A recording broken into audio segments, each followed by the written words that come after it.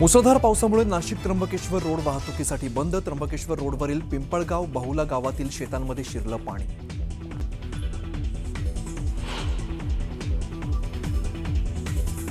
नाशकात पावसाचा जोर वाढला. अतिउत्साही नागरिकांचा नाशिक त्र्यंबकेश्वर रोडवरून जीवघेणा प्रवास.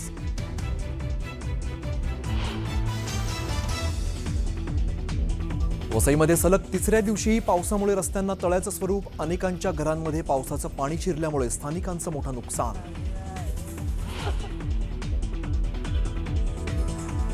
आंबेगाव तालुक्यातील माळीण फाट्याजवळ दरड कोसळली. 2 घरांवरती दरड कोसळल्यामुळे मोठा धोका. सुदैवाने कुठलीही जीवितहानी नाही. दरड कोसळल्यामुळे आहुपेकडे जाणारी वाहतूक ठप्प.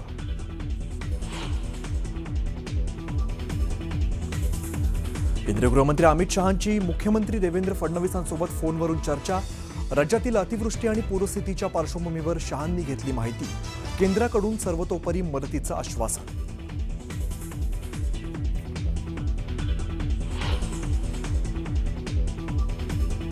विधान परिषदेचे उपसभापती सचिन अहिर यांनी घेतली शरद पवारांची भेट. सिल्व्हर ओकवरती अहिर यांनी घेतली शरद पवारांची सदिच्छा भेट.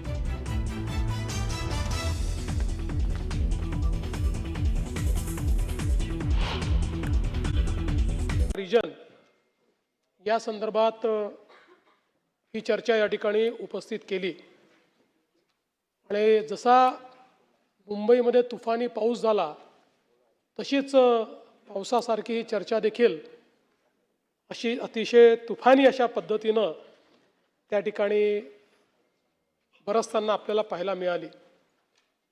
खरं म्हणजे आपण जर बघितलं तर या चर्चेच्या निमित्ताने पावसाचे विषय देखील आले आणि मुंबईमध्ये दरवर्षी मॉन्सूनमध्ये अनेक आपत्तींना मुंबईकरांना सामोरं जावं लागतं. साधारणपणे आपण जर 6 जुलैपर्यंतची आकडेवारी बघितली तर या जुलै महिन्यामध्ये कुलाबा इथे 734 मिलीमीटर आणि सांताक्रूज इथे 856 मिलीमीटर इतका पाऊस पडतो. पण यावेळी 6 दिवसात म्हणजे कंप्लीट पूर्ण जुलै महिन्यातली जी ॲव्हरेज आहे मात्र 6 दिवसामध्ये कुलाब्यामध्ये 882 मिलीमीटर आणि सांताक्रूजला 988 मिलीमीटर पाऊस झाला. म्हणजे संपूर्ण जुलै महिन्याच्या 111% आणि 102% पाऊस हा या ठिकाणी झालेला आहे.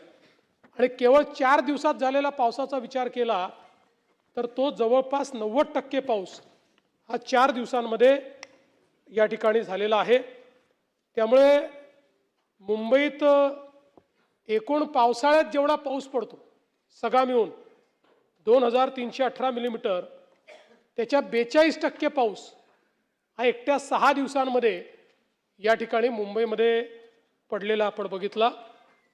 आणि सहज तुलना करायची झाली तर हा दिल्लीच्या संपूर्ण पावसाळ्यापेक्षा 117%, पुण्याच्या 113%, बंगळुरूच्या पूर्ण सीझनमध्ये जो पाऊस पडतो त्याच्या 96% आहे.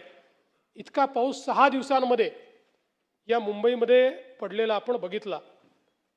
एकीकडे मुसळधार पाऊस होता, दुसरीकडे 50 ते 75 किलोमीटर प्रति तास या वेगानं वाहणारे वारे होते आणि 4 मीटरपेक्षा अधिक उंचीची भरती अशा पद्धतीनं सगळ्या गोष्टी एकत्रित आलेल्या आपण बघितल्या. आणि यामुळे मोठ्या प्रमाणात झाडं देखील त्या ठिकाणी उन्मळून पडली. खरं तर मुंबईमध्ये हे अशा पद्धतीनं कुठलाही मृत्यू होणं हे चुकीचंच आहे. त्या संदर्भात निश्चितपणे प्रशासनाने अधिक संवेदनशील होण्याची आवश्यकता आहे. पण आपण जर बघितलं तर साधारणपणे मुंबईमध्ये दुर्दैवाने दरवर्षी 5 मृत्यू ही झाडं पडल्याने होतात. दरड कोसळून जवळपास सरासरी 3 मृत्यू होतात. इमारती कोसळून सरासरी 13 मृत्यू होतात. मॅलहोनमध्ये पडून जवळपास या ठिकाणी 7 मृत्यू आतापर्यंत मागच्या काळामध्ये झालेले आहेत.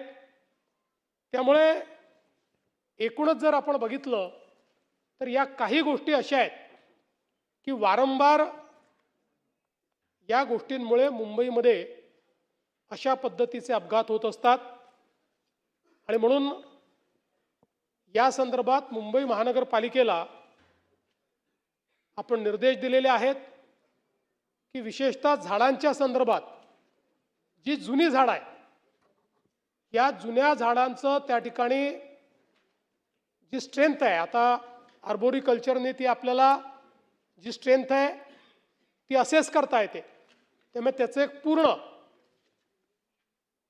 काम हातामध्ये घ्यावं. ही जी जुनी झाडं आहेत त्यातली ज्यांची मुळं ही आता स्ट्रॉंग राहिलेली नाहीत, त्यांची मुळं कशी आपल्याला रिजनरेट करता येतील हा प्रयत्न केला पाहिजे. आणि ती जर करता येणार नसतील तर त्या संदर्भात विहित पद्धतीचा उपयोग करून ती जी झाडं आहेत ती झाडं त्या ठिकाणी काढली पाहिजेत अशा पद्धतीनं सांगण्यात आलेलं आहे. यावर्षी देखील आपण बघितलं दरवर्षी मोठ्या प्रमाणात इमारती पडताना आपल्याला पाहायला मिळतात. यावर्षी एक इमारत पडली परंतु ती रिकामी केली होती आणि ती ज्या ठिकाणी पडली तिथल्या आजूबाजूच्या झोपड्या रिकाम्या केल्या होत्या. दुर्दैवाने ज्या एका घरावरती पडली तिथल्याच लोकांनी सोडायला नकार दिला होता आणि नेमकी त्यांच्यावरती पडल्यामुळे दुर्दैवी मृत्यू आपण या ठिकाणी पाहिला. खरं म्हणजे या निमित्ताने महाराष्ट्रामध्ये देखील जी काही पावसाची स्थिती आहे ती एका वेगळ्या निवेदनाद्वारे मी करणार आहे, त्यामुळे आता त्याच्या संदर्भात मी इथे आपल्याला सांगत नाही. पूर नियंत्रणाकरता एकूण मुंबईमध्ये 547 पाईप जे आहेत, पंप्स 547 पंप जे आहेत हे कार्यरत आहेत. याच्या व्यतिरिक्त MMRDA, रेल्वे आणि इतर यंत्रणांचे सगळे पंप जर आपण विचार केला तर 990 पंप आहेत. 6 मोठे पंपिंग स्टेशन आणि 10 मिनी पंपिंग स्टेशन हे या ठिकाणी कार्यरत आहेत. यावर्षी पावसाळ्यापूर्वी जी काही नालेसफाई झाली त्याचा जो रेशिओ आहे तो पावसाळ्यापूर्वी 80%, पावसाळा सुरू असताना 10% आणि पावसाळा संपल्यावर 10% अशा पद्धतीने ती आपण करतो.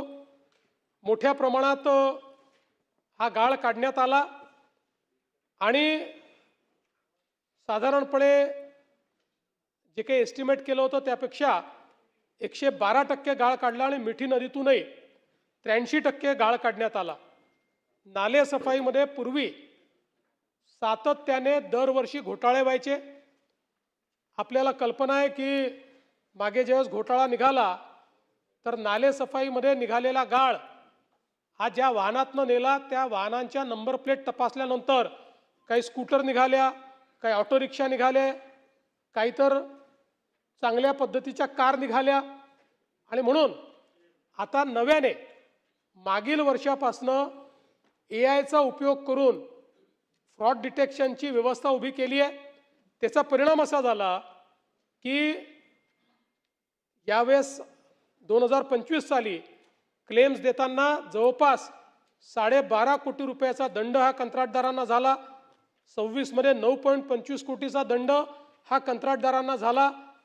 आणि आता अशा पद्धतीनं यामध्ये खोटे दावे करणं, खोटी माहिती देणं आणि बिलं काढणं हा प्रकार जवळपास या ठिकाणी बंद करण्यात आला आहे.